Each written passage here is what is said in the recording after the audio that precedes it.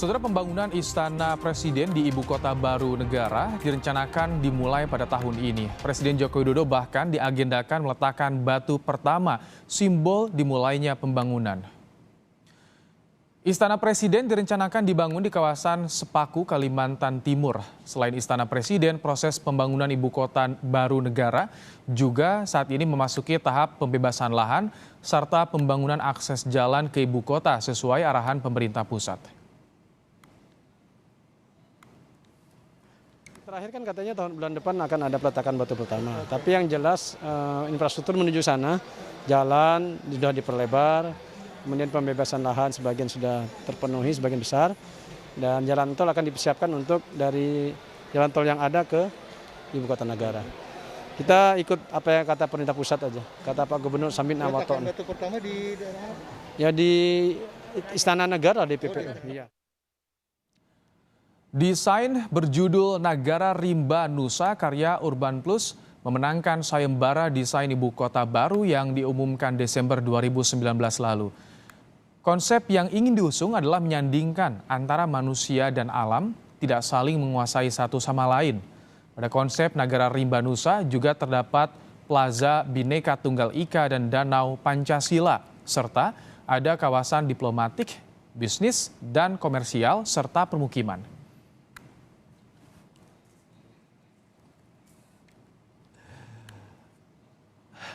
Lebih jelas tentang pembangunan Ibu Kota Baru Negara di Kalimantan Timur, Saudara, kita akan tanyakan langsung kepada Menteri Perencanaan Pembangunan Nasional, Kepala Bappenas, Suharso Monoarfa. Assalamualaikum, selamat sore Pak Menteri. Waalaikumsalam warahmatullahi wabarakatuh. Selamat sore Pak Ibrahim. Baik, terima kasih. Pak Menteri, jadi saya ingin konfirmasi. Tadi Wakil Gubernur Kalimantan Timur sampaikan bulan depan atau bulan April ada peletakan batu pertama. Apakah betul, Pak Menteri? Wah, belum. Itu belum. Targetnya di tahun ini bulan apa rencana peletakan batu pertama, Pak Menteri? Ya pokoknya nanti kalau sudah semuanya terpastikan, saya kira baru kita bicara soal kapannya itu. Tetapi insya Allah kita berharap tahun ini kita bisa meletakkan batu pertama, kita lakukan groundbreaking di Ibu Kota Negara, ya, dan itu ditandai dengan peletakan batu pertama untuk Istana Presiden sebagai titik nol dari Ibu Kota Negara yang baru itu. Tetapi sebelum sampai ke sana tentu ada prasyarat kondisi yang harus kita penuhi secara ketat gitu. Ya, prakondisi dan kondisi inilah yang harus kita penuhi, yang sedang kita kejar. Karena memang kita harus memulainya lebih cepat. Kalau kita bisa mulainya tahun ini, setidak-tidaknya segala suatu persiapan untuk pembangunannya bisa kita lakukan pada tahun ini, insya Allah tahun 2024 selama 3 tahun kita bisa melangsungkan pembangunan itu, dan pembangunan itu diharapkan selesai untuk core-nya, yaitu yang terdiri dari Istana Presiden, kemudian kantor-kantor kementerian, kemudian perumahan jabatan, dan perumahan umum yang lainnya, kemudian tentu pusat-pusat pelayanan publik seperti untuk kesehatan, ya, kemudian untuk pendidikan, sekolah tentu harus ada karena kita akan memindahkan sejumlah ASN ke Ibu Kota Negara itu. Jadi saya kira itu step-stepnya yang harus kita ikuti. Tetapi yang harus kita penuhi dulu adalah prasyarat conditio sine qua non itu yang harus dipenuhi. Kalau conditio sine qua non-nya itu terpenuhi, maka saya kira mudah-mudahan tahun ini kita sudah bisa mulai, dan 17 Agustus 2024 kita bisa berharap memperingati Indonesia merdeka pada tahun itu di Ibu Kota Negara. Baik, Pak Menteri, jadi belum ada gambaran apakah di semester 1 atau semester 2 2021 ya kapan peletakan batu pertama. Tapi Iya, iya, karena begini Ibrahim, iya kondisi gimana? sine qua non-nya itu adalah terkait dengan bagaimana kita mengendalikan pandemi ini. Oh, baik. Mengendalikan pandemi ini kan ada dua. Sekarang ini kita sedang berupaya untuk melakukan vaksinasi, tapi pada saat yang sama kita juga harus taat pada protokol kesehatan. Nah ini kenapa? Kenapa harus kita ikuti? Karena ini akan menjamin masyarakat menjadi yakin gitu, jadi ada trust di publik bahwa tidak akan tertular atau daya tular dari virus itu menurun, ya daya penularannya ke masyarakat maksud saya itu bisa dicegah sehingga tidak ada peningkatan yang luar biasa atas kasus-kasus yang baru, itu penting buat kita. Nah, jadi ini beriringan ini. Nah, kalau kita ikuti jadwal herd immunity itu akan tercapai pada bulan Maret 2022. Kalau Maret 2022 kemudian baru kita mulai misalnya pembangunan itu, setelah itu tentu jadwalnya terlalu ketat sekali. Maka kita tarik bagaimana kalau bisa, apakah dimungkinkan untuk lebih cepat. Kalau dimungkinkan lebih cepat, selain herd immunity itu apalagi hitungannya kita.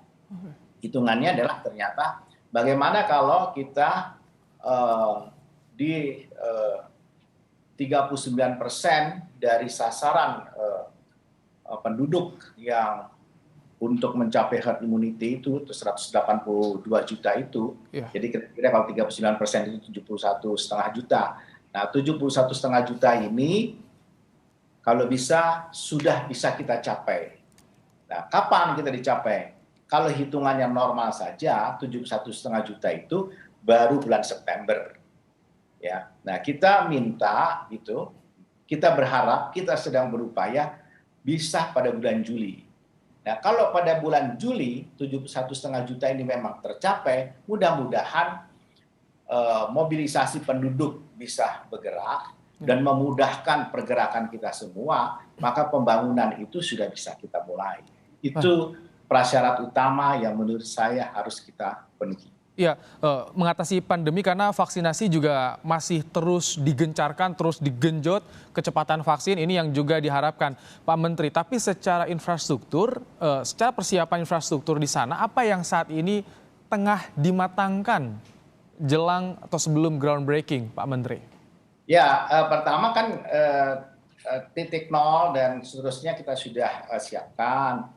Delinasi lahan itu sudah dikerjakan, kemudian jalan-jalan utama infrastruktur yang memasuki ibu kota negara sedang dikerjakan, kemudian untuk persediaan air, pengendalian air ke depan bukan hanya untuk ibu kota negara tetapi untuk Samarinda dan Balikpapan sedang dibangun, ya. Jadi itu semua dalam rangka persiapan ibu kota negara yang sekarang ini sudah sedang juga dibangun. Jadi kita berharap kalau paralel dengan ini vaksinasi, kemudian disiplin untuk penegakan protokol kesehatan ini benar-benar dapat terjaga dengan baik, maka seterusnya kita akan percepat pembangunan itu, akan kita speed up dengan tentu berpedoman pada master plan dan detail plan yang sudah tersedia. Itu. Jadi untuk master plan sudah selesai, di mana akan dibangun, titiknya seperti apa itu sudah siap semua kita. Kemudian bentuk-bentuk pembiayaannya seperti apa juga kita sudah rancangkan. Jadi ini tinggal kita truk gitu. Jadi in terms of ibarat kata ini kalau kita bikin mobil ya, mau balapan, kalau kita mau balapan itu mobilnya sudah ada di mobil balapnya itu sudah di track, orang yang mau membawa mobil itu sudah harus disiapkan, ya kan? Tinggal kemudian tanda-tanda kapan dia mesti jalan, start dan sebagainya, itu yang harus kita siapkan. Oh, baik. Jadi begitu misalnya dikibarkan bendera artinya apa? Kibarkan bendera, undang-undangnya selesai, pembentukan badan otoritasnya selesai. Nah, itu baik. kita bisa paralel Baik. semua.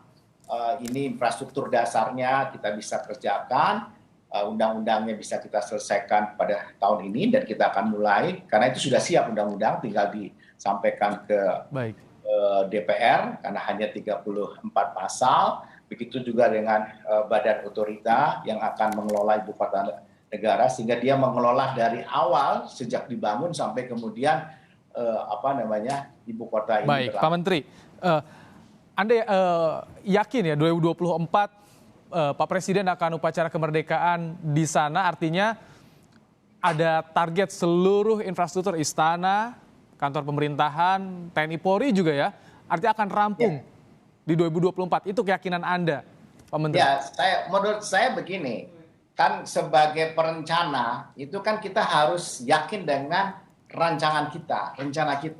Kita harus ada milestone mencapai pada main target. Jadi main targetnya itu tanggal ini, pelan-pelan milestone-nya itu kita dekati, kita pecahkan satu-satu sampai kita sampai pada milestone dan akhirnya main targetnya tercapai. Nah, secara perencanaan itu sudah siap semuanya. Itu yang penting buat saya dan buat kita semua. Yang kedua adalah juga dalam hal pembiayaan, bagaimana caranya pembiayaan ini tidak memberatkan APBN. Supaya kita tidak dihadapkan dengan ini APBN, kenapa kok harus ke ibu kota negara, sementara kita tidak mengurusi pandemi. Ingat ya, kita sudah menggelontorkan dana yang cukup besar untuk mengatasi pandemi ini, ya sekitar 700 triliunan pada tahun lalu. Iya. Ya, kalau tahun ini juga berlanjut, kira-kira kita sudah akan mendekati 800-900 triliun. Itu artinya sama dengan membangun 2 ibu kota negara. Nah, sekarang kita tidak akan mengganggu itu secara langsung, tidak ada upfront dari APBN yang begitu besar, tetapi kita akan memberikan kesempatan ini kepada pengusaha-pengusaha nasional kita untuk ikut membangun ibu kota negara. Baik.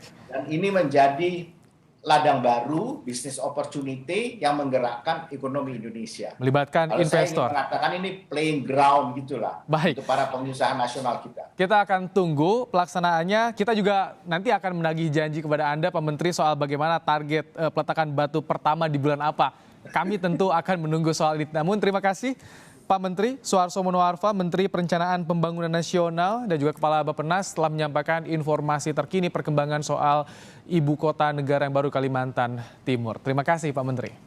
Salam sehat. Usai jeda, Kompas Petang akan kembali, saudara, dengan informasi Presiden Joko Widodo menyaksikan secara langsung penyuntikan vaksin COVID-19 di Tanah Toraja, Sulawesi Selatan.